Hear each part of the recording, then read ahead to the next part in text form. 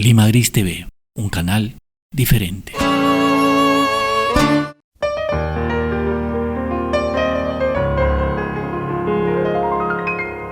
Hola amigos, ¿cómo están? Regresamos con Poetizando nuevamente y pues contento de estar con ustedes y de conversar sobre poesía, que es un tema que sin duda tiene mucho del cual hablar, ¿no? Pues muy bien, la semana pasada estuvimos conversando sobre Vallejo, ¿no? Hablamos de la primera etapa creativa de Vallejo, todo lo que fue Vallejo en Lima, en el Perú, en Trujillo y en diferentes lugares donde Vallejo estuvo. Y nos quedamos en Trilce, y ahora vamos a conversar sobre su producción siguiente, ¿no? Curiosamente, Vallejo viaja a Europa de una forma poco ortodoxa, ¿no? A él no lo becan, él no viaja por estudios, él en realidad viaja porque tuvo un problema en Trujillo, donde lo acusaron de algo que él no había cometido y estuvo preso durante unos meses y eso pues le causó tremenda angustia, dolor. Pudo publicar Trilce, pudo publicar El Tusteno y pudo publicar Escalas. Y bueno, ya Vallejo tenía pues una producción muy alta y sin embargo seguía siendo ninguneado, ¿no? Un poeta como Vallejo en el Perú pues, que es un país que se alimenta de la mezquindad, de la envidia, del ninguneo, donde los autores están más que creando libros, atacando a sus compañeros que sí lo hacen. Hay pues esa costumbre típica de atacarnos y de ningunearnos, ¿no? Entonces yo creo que un talento como Vallejo en este país sin duda se hubiera pues languidecido, o quién sabe si de repente no viajar lo hubiera tornado pues un autor mucho más telúrico, mucho más pegado a la tierra y con otro horizonte creativo. Lo cierto es que luego de ser preso durante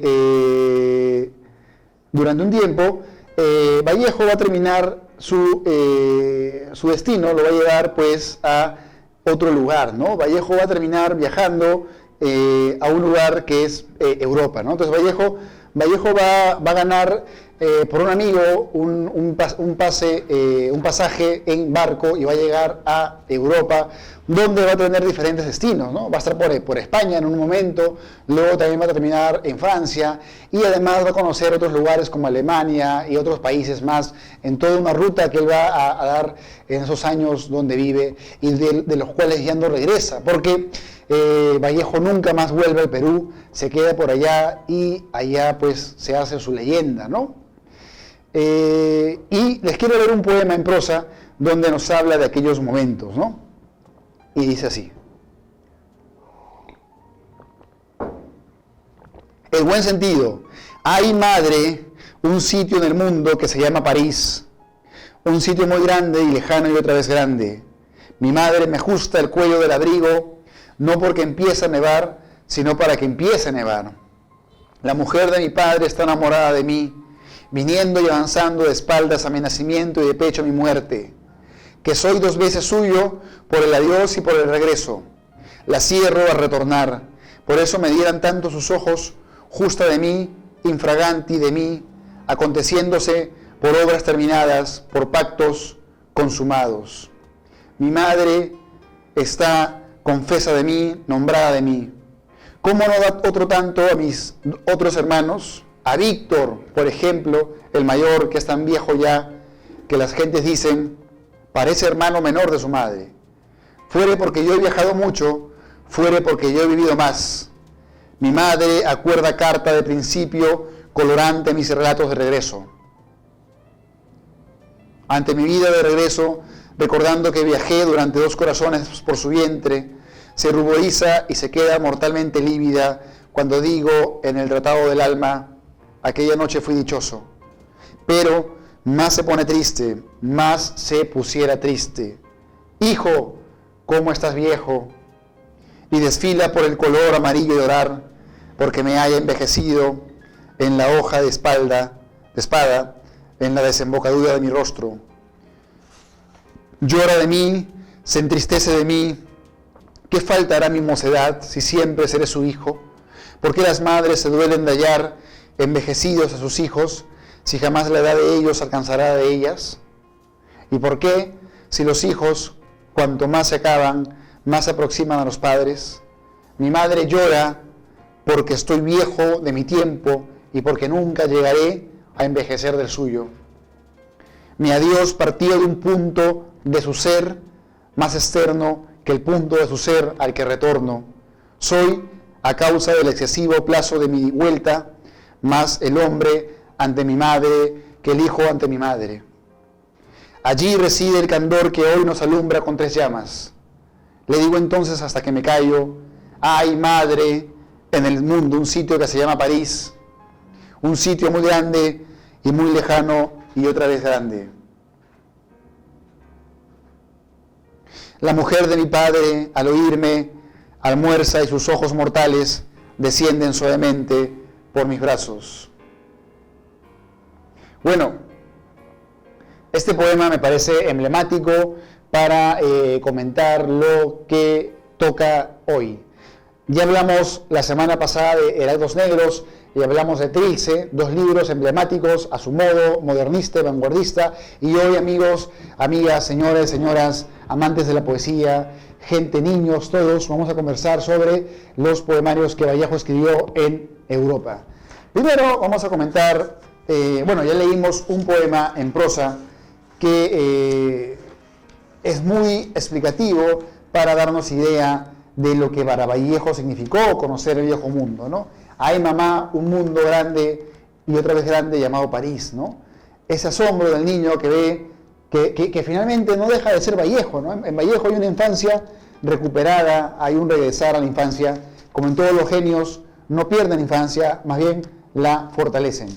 Y bueno, vamos a empezar leyendo poemas de España aparte de Miste Cáliz. ¿Qué pasaba en España para esas épocas? ¿Qué ocurría a nivel mundial? Sin duda, lo que ocurre en el mundo, lo que le pasa a los hombres cotidianamente, es materia prima para el arte, ¿no? Para películas, para novelas, para canciones, para un sinfín de procesos creativos. Y en ese sentido, no está de más decir, pues que Vallejo se encuentra en un momento épico para la historia, no solamente del Perú, sino la historia del mundo, ¿no? La Guerra Civil Española, señores. Este momento que significó una guerra del tamaño de lo que vendría a ser después la Primera Guerra Mundial, ¿no? Sangre, descuartizamientos, masacre cruenta, dolor, violencia. Todo ello generó, pues, que cuando Vallejo llegara, se integrara a la lucha, como Neruda que llegó, como Octavio Paz que llegó, y como otros poetas que ya vivían ahí, como Miguel Hernández o Federico García Lorca, que mueren tras esta batalla, ¿no?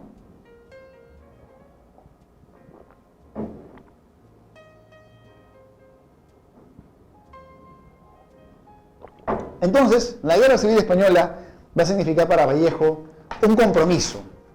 Marco Aurelio de Negri, a quien yo respeto mucho y admiro, decía que Vallejo se volvió hispanista al cantar a España.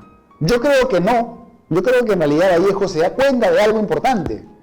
Se da cuenta, pues, de que el pueblo, la gente del pueblo, los que vivimos en el pueblo, o los que integramos aquello que podríamos considerar pueblo, o la gente de a pie, pertenece en realidad a todo el mundo, ¿no? El pueblo es un espacio universal. Y la misma gente que sufre en el pueblo de España es la gente que sufre en el pueblo del Perú, es la gente que sufre en el pueblo de Estados Unidos, la gente que sufre en el pueblo de Chile. Y de otros países por los cuales nos hemos desunido o de alguna forma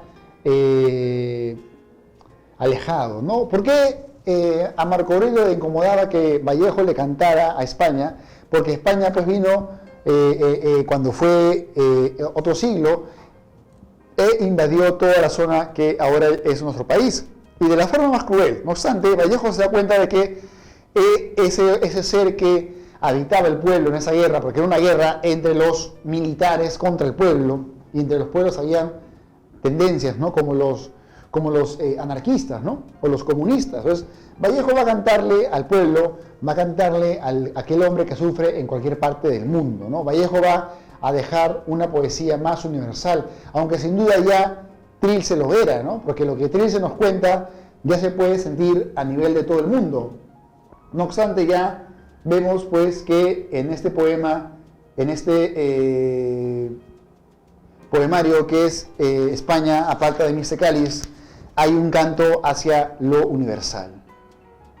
Y les leo el primer poema. Himno a los voluntarios de la República. Voluntario de España, miliciano de huesos fidedignos, cuando marcha a morir tu corazón, cuando marcha a matar con su agonía mundial, no sé verdaderamente qué hacer, dónde ponerme. Corro, escribo, aplaudo, lloro, atisbo, destrozo, apagan, digo, a mi pecho que acabe, al que bien que venga y quiero desgraciarme. Descúbrome la frente impersonal hasta tocar el vaso de la sangre, me detengo, detienen mi tamaño esas famosas caídas de arquitecto con las que se honra el animal que me honra. Refluyen mis instintos a sus sogas, humea ante mi tumba la alegría y otra vez, sin saber qué hacer, sin nada, déjame, desde mi piedra en blanco, déjame solo, cuadrumano, más acá, mucho más lejos, al no caber entre mis manos tu largo rato estático, quiebro contra tu rapidez de doble filo, mi pequeñez en traje de grandeza. Bueno, vemos pues que Vallejo es un canto ya hacia el hombre que lucha en esa guerra, ¿no? Una guerra finalmente siempre va a ser contraproducente para la gente más pobre y siempre va a ser beneficiosa para los poderosos que pueden vender sus armas, que pueden ganar espacios, que pueden seguir enriqueciéndose, ¿no? Toda guerra, todo acto violento, generalmente los más pobres son los que terminan siendo afectados, a menos pues que sea una revolución, ¿no? Donde los más pobres son los que se ponen a la cabeza del poder, ¿no? Pero ya es otro tema, aunque sin duda eso ya se nota también en Vallejo, ¿no? Vallejo ya cuando viaja a Europa se transforma en un estado más comunista, ¿no? Vallejo ya no es solamente un poeta de repente que le cantaba el absurdo a la demencia, como decía en Trilce, ¿no? O un poeta que le cantaba las nostalgias imperiales. Ya es un poeta que se pone a la cabeza de la historia, se pone a la vanguardia de toda una generación y canta pues sobre los fenómenos que atizan, chamuscan, sacuden la vida contemporánea, ¿no? Luego también, más adelante, vamos a ver otro poema de este libro que es España aparta de mí este cáliz, ¿no? Y Vallejo dice, el mundo exclama, cosas de españoles, y es verdad. Consideremos durante una balanza a quemarropa, a Calderón, dormido sobre la cola de un anfibio muerto.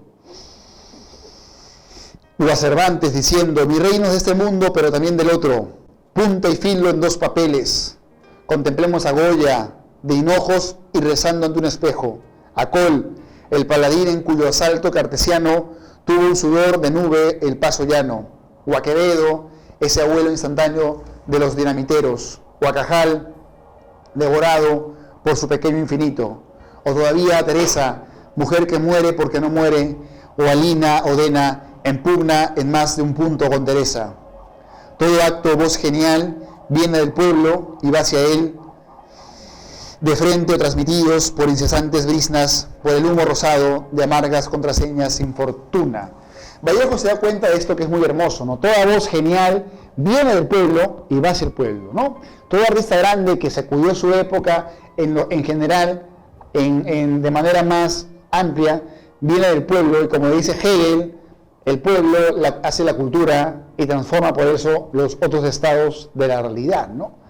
Entonces, en esta cuestión del amo y el esclavo, como decía Hegel, o en esta cuestión de el hacer y el no hacer cultura, Vallejo nos pone a muchos autores que no solamente pertenecen pues a la sociedad española, ¿no? Sino son parte de la misma humanidad. Todo artista genial va del pueblo y el pueblo, como les digo, es de todos los países. No hay ningún país donde no pueda existir aquel grupo humano que es violentado por los sistemas que habitamos. Y bueno, este libro tiene toda esa circunstancia, ¿no? Pero vamos a pasar ahora a su último poemario, que es un poema póstumo que Barrenechea junto a la esposa de Vallejo, que es Georgette Vallejo, y Luis Alberto Sánchez van a recopilar y eventualmente editar, ¿no? Ahora, hablando de la esposa de Vallejo, quiero hablarles algo de la vida de Vallejo en Europa, ¿no?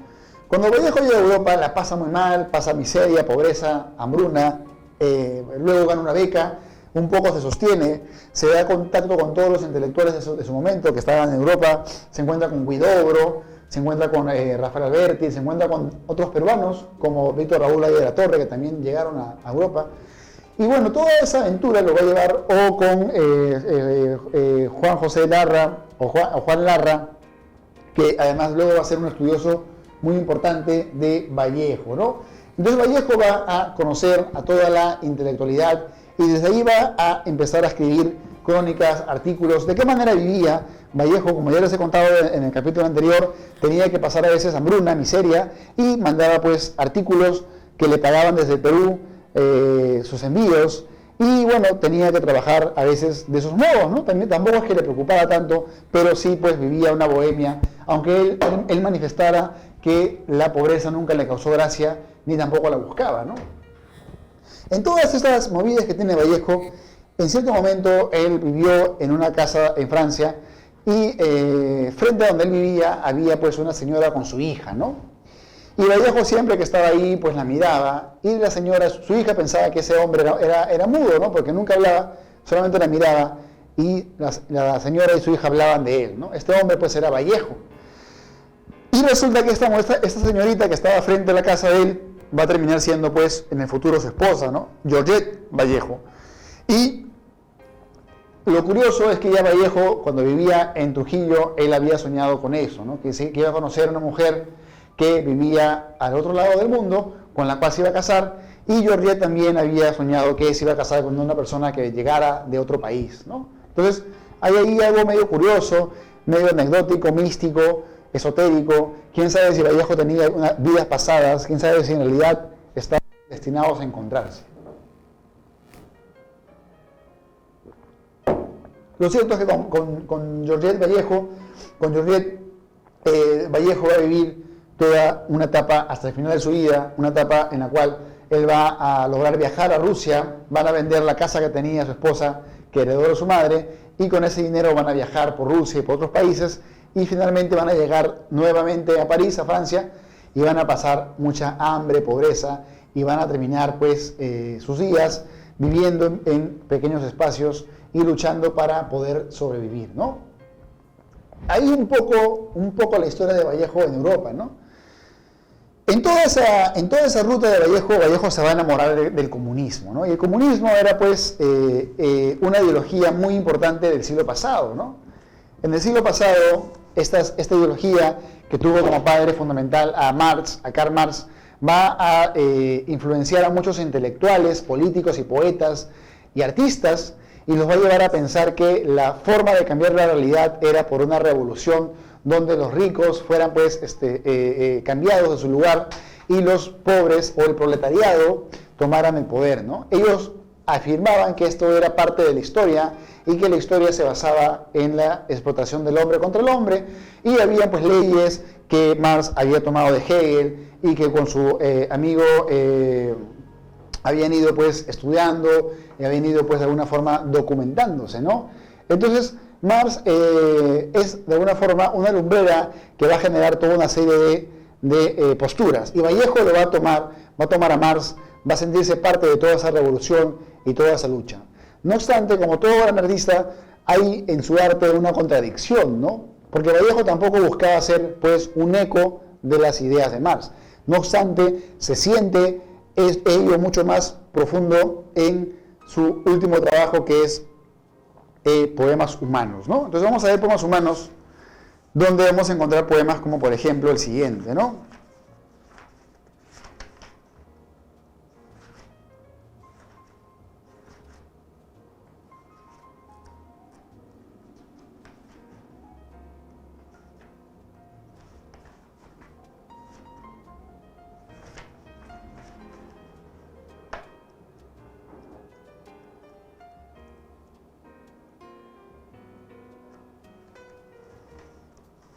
Considerando en frío imparcialmente que el hombre es triste, tose y sin embargo se complace en su pecho colorado, que lo único que hace es componerse de días, que es lóbrego, mamífero y se peina. Considerando que el hombre procede suavemente del trabajo y repercute jefe, suena subordinado, que el diagrama del tiempo es constante diorama en sus medallas y a medio abrir sus ojos estudiaron desde lejanos tiempos su fórmula famélica de masa. Comprendiendo sin esfuerzo que el hombre se queda a veces pensando, como queriendo llorar, y, sujeto a tenderse como objeto, se hace buen carpintero, suda, mata, y luego canta, almuerza, se abotona. Considerando también que el hombre es en verdad un animal, y no obstante, al voltear, me da con su tristeza en la cabeza. Examinando, en fin, sus encontradas piezas, su retrete, su desesperación al terminar el día atroz, borrándolo. Comprendiendo que él sabe que lo que le quiero, que le odio con afecto y me es, en suma, indiferente. Considerando sus documentos generales y mirando con lentes aquel certificado que prueba que nació muy pequeñito, le hago una seña, viene, le doy un abrazo, emocionado, ¿qué más da? Emocionado, emocionado. Bueno, este poema de Vallejo nos habla sobre el humano, ¿no? El humano que nace como nada. El humano cuando nace es un pequeño ser que tiene frío, que se alimenta y luego cuando va creciendo se va desarrollando, termina siendo jefe, se alimenta de tiempo. Y Vallejo también nos habla de la parte animal del hombre, ¿no? La parte mamífera de nuestra especie. Somos parte de una evolución, somos parte de una construcción social también, pero dentro de nuestra concepción encontramos el afecto, ¿no? Vallejo encuentra el afecto pensando en cómo es el propio hombre, en cómo es el propio ser humano. Es un mamífero. El humano de niño mama la leche de su madre, de ahí que sea mamífero.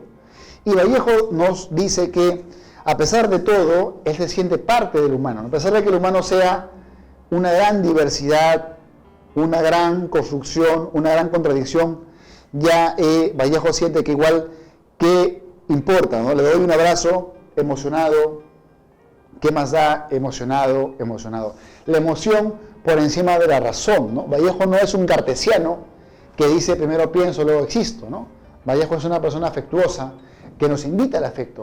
Esos poemas, como decía Pablo Guevara, parecen escritos por alguien que quiere intervenir en el otro, que quiere cambiar al otro, que quiere que el otro escuche y reflexione sobre su propia existencia, sobre su propio entendimiento, ¿no? Hay una necesidad de ser escuchado y de intervenir en el otro. Y sin duda, esta idea se va a sentir mucho más, por ejemplo, en un poema que ya aparece escrito para la masa o para escenarios totales, ¿no? Parece escrito como para un estadio con mucha gente, donde Vallejo va a decir lo siguiente, ¿no?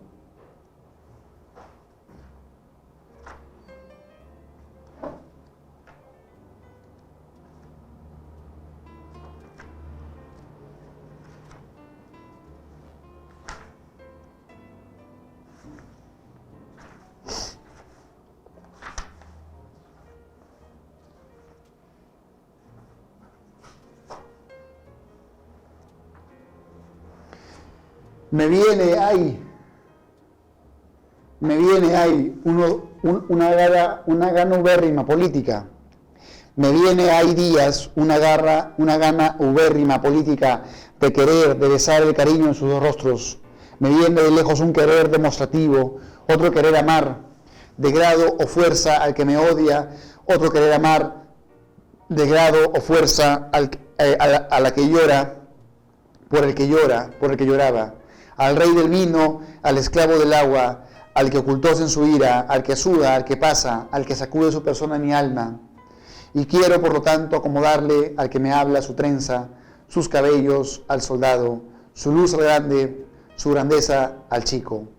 Quiero planchar directamente un pañuelo al que no puede llorar y, cuando estoy triste o me duele la dicha, remendar a los niños y a los genios. Quiero ayudar al bueno a hacer su poquillo de malo. Y me urge estar sentado a la diestra del zurdo y responder al mundo tratando de serle útil en todo lo que puedo. Y también quiero muchísimo lavarle al cojo el pie y ayudarle a dormir al tuerto próximo. A querer, el mío, el mundial, interhumano y parroquial, provecto. Me viene a pelo desde el cimiento, desde la ingle pública, y viniendo de lejos, da ganas de besarle a la bufanda al cantor, a la que sufre, besarle en su sartén, al sordo, en su rumor craneano, impávido, al que me da lo que olvidé en mi seno, en su Dante, en su Chaplin, en sus hombros. Quiero, para terminar, cuando estoy al borde célebre de la violencia o lleno de pecho el corazón, querría ayudar a reír al que sonríe, ponerle un pajarillo al malvado en plena nuca, cuidar a los enfermos enfadándolos, comprarle al vendedor, ayudarle a matar al matador, cosa terrible, y quisiera yo ser bueno conmigo en todo. Bueno, Vallejo está hablando ya de aquella gana, aquel sentimiento que se desborda de su ser, ¿no? Esas ganas de estar con todos en una comunidad, en una armonía, en una suerte de masa, ¿no? Vallejo, pues, en Poemas Humanos, bello título para un libro de poesía, nos habla de eso, nos habla del ser, de sus límites, de su grandeza, de su miseria. Pero también Vallejo tiene un poema emblemático, como ya les conté, en Vallejo está la muerte presente en muchos de sus poemas, y tiene un poema que se llama Piedra Negra sobre Piedra Blanca, que es uno de sus poemas emblemáticos, ya que anuncia su muerte de esta manera. Y además, imagínense ustedes, ¿no?, tener esa capacidad de ver tu muerte, ¿no?, de pensar en tu muerte y de cantarla de esta forma, ¿no? Me moriré en París con aguacero, un día del cual tengo ya el recuerdo. Me moriré en París y no me corro, tal vez un jueves como es hoy de otoño. Jueves será porque hoy jueves, que proso estos versos, los húmeros me he puesto a la mala y jamás como hoy me he vuelto con todo mi camino a verme solo. César Vallejo ha muerto, le pegaban todos sin que él les haga nada, le daban duro con un palo y duro también con una soga. Son testigos los días jueves y los huesos húmedos, la soledad, la lluvia, los caminos. Bueno, Vallejo ya anuncia su muerte, pero también Vallejo anuncia, como todo profeta, como todo gran poeta, anuncia una esperanza. La esperanza de una humanidad que entienda que somos parte de una gran masa, que somos parte de un gran afecto y que somos parte de una gran luz. Vallejo se pone a la cabeza de la poesía peruana con este último poemario y además habla ya al mundo, habla ya al universo. Y para terminar esta breve y espero didáctica conferencia sobre Vallejo, quiero leerles otro poema que me olvidé de España, aparta de mí este cáliz, que se llama Masa, y con este poema terminamos esta charla. Masa es, pues, lo que vengo diciéndoles y lo que encierra de forma súbita, de forma atómica, en resumen, aquella idea que tiene Vallejo con el hombre, ¿no? Aquella revolución, aquella revuelta que quizá la había encontrado en Marx, pero no olvidemos también en Dios y en la poesía como transformadora de la mente y de la conciencia, ¿no? Y Vallejo en Masa escribe lo siguiente: Masa, al fin de la batalla y muerto el combatiente, vino a ser un hombre y le dijo: no mueras, te amo tanto. Pero el cadáver, ay, siguió muriendo. Se le acercaron dos y repitiéronle: no nos dejes, valor, vuelve a la vida.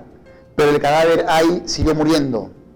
Acudieron al 20, 100, 1000, 500.000, clamando tanto amor y no poder nada contra la muerte. Hermoso era esa frase, ese verso de Vallejo, ¿no? Pero el cadáver, ay, siguió muriendo. Le rodearon millones de individuos con un ruego común: quédate, hermano. Pero el cadáver, ay, siguió muriendo. Entonces todos los hombres de la tierra le rodearon, les vio el cadáver triste, emocionado, incorporóse lentamente, abrazó al primer hombre, echóse a andar.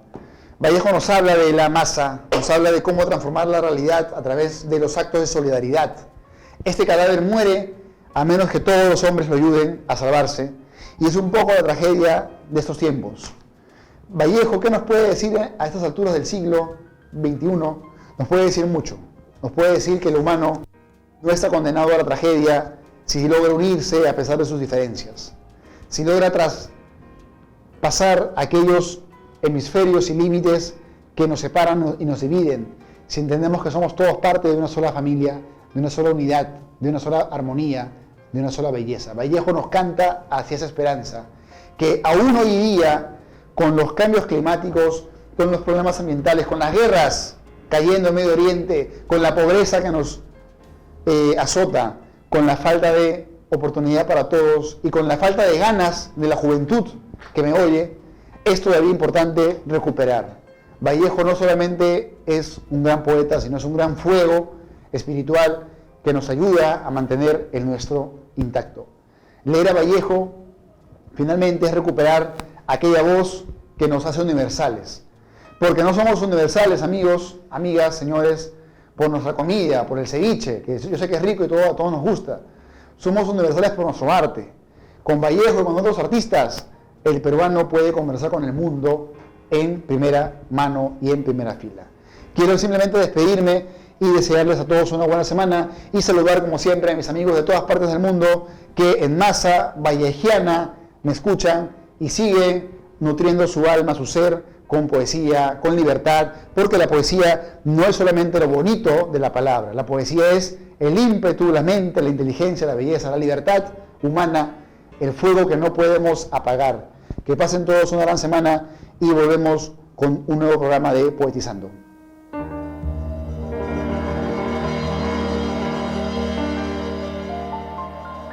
Lima Gris TV, un canal diferente.